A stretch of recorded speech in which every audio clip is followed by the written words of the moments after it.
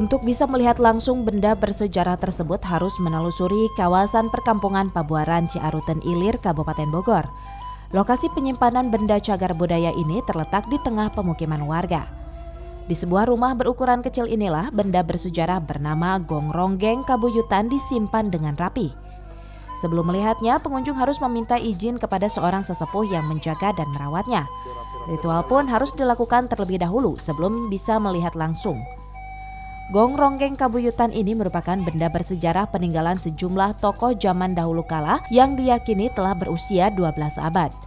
Pada zaman dahulu, kelima Gong Ronggeng Kabuyutan ini sering digunakan oleh warga untuk memeriahkan saat berlangsungnya pesta panen padi. Saat panen padi itulah kelima Gong Ronggeng Kabuyutan ini ditabuh sebagai bentuk kemeriahan atas panen padi yang berlimpah. Tak ada yang tahu persis kapan kelima Gong Ronggeng Kabuyutan ini bisa berada di daerah ini. Namun sejumlah warga meyakini jika kelima gong ini dibawa dari Kerawang ke daerah Bogor pada zaman dahulu. Dibawa Kerawang ke sini, ada cucunya dari sini, ada engkongnya dari sini, dibawa ke sini, ditantungin dari sini, dari Ciaruten Ilir. Cerita dari orang tua Akang seperti apa nih Kang Gong Ronggeng Kabuyutan?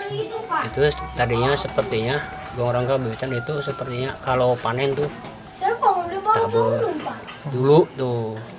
Kalau dulu mah nggak ada ukuran. Kalau panen bawa ke sawah. Saat ini kelima gong ini menjadi salah satu situs benda purbakala peninggalan sejarah yang ada di Kabupaten Bogor yang hingga kini masih terjaga dan terawat keberadaannya.